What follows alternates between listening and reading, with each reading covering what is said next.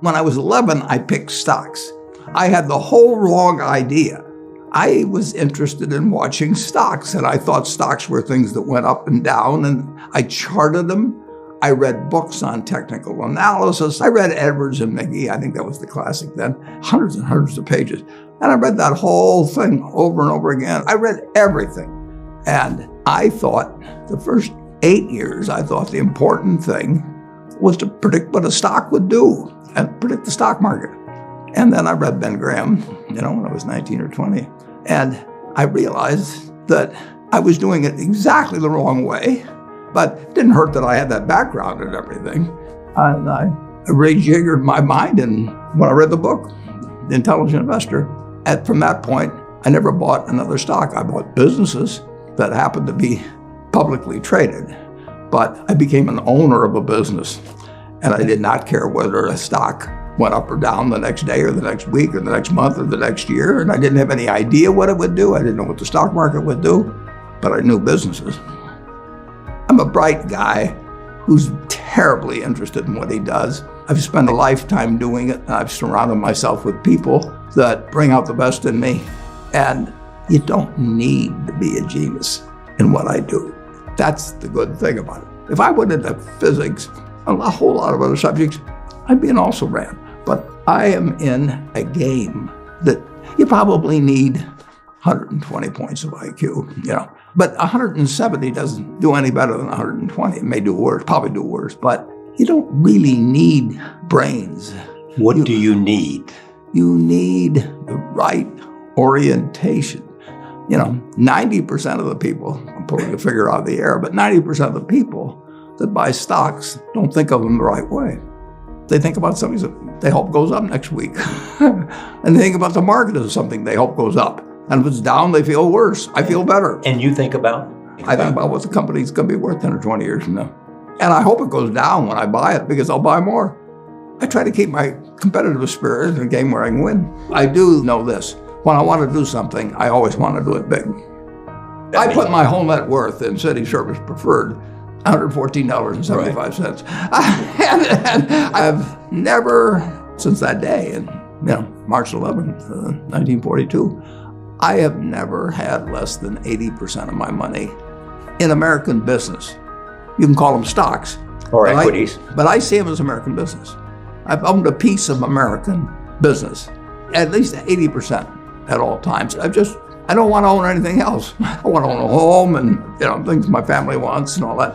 But owning 5 homes doesn't mean anything to me, because I'm going to be happy in one home, and there's a certain amount of things that go wrong with everything. And if I got 2 homes, I know I've got more problems and I don't have more happiness. What brings you the happiness? What makes me happiest is what I'm doing.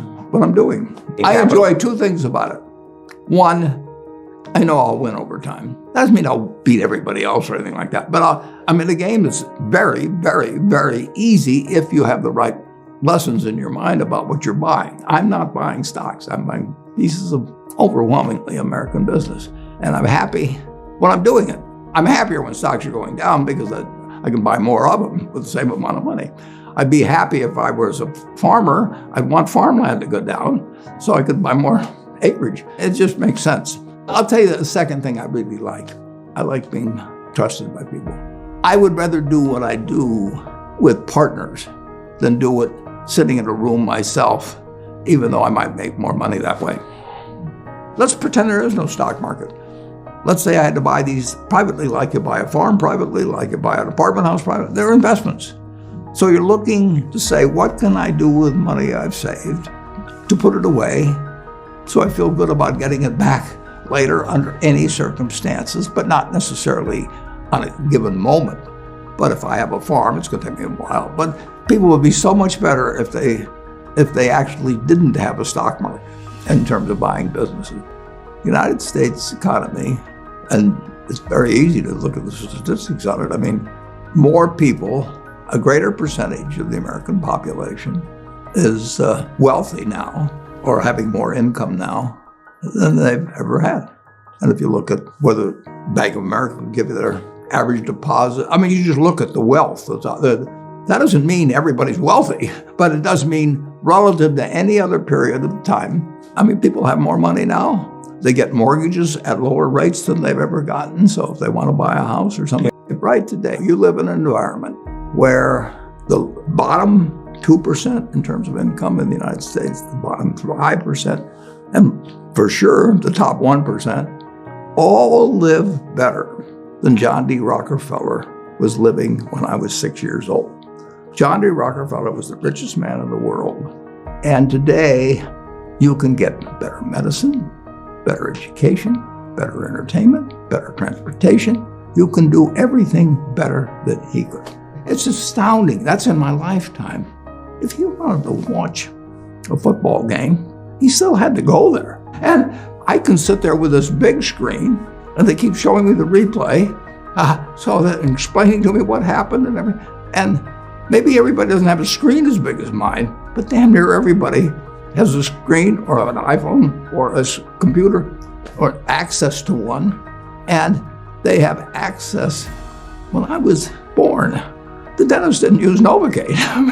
So there has been progress, obviously. Oh! And nowhere more than in the United States. There's no country that's done what our country's done. If you go back 3 of my lifetimes, you're looking at less than 1% of the world's population, closer to half of 1%, are sitting in this land. They don't work harder than people in all the rest of the world. I mean, in terms of hours of unpleasant labor, everybody's got hours of unpleasant labor in those days practically.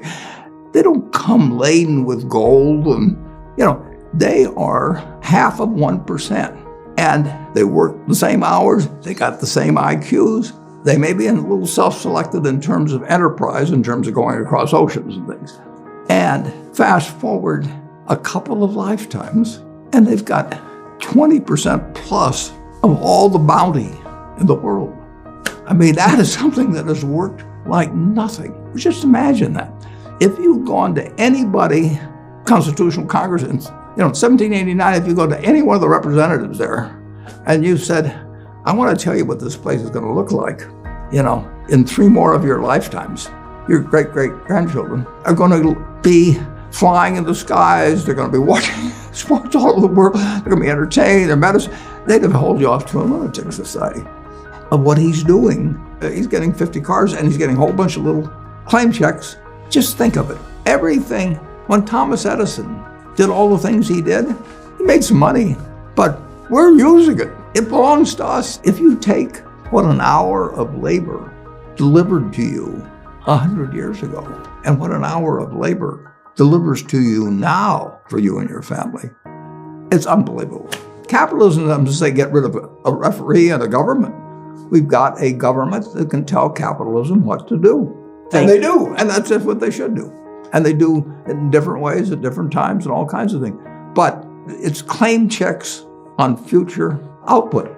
That was it. And the claim checks belong to me, so if I want to buy 50 super yachts, I can do it.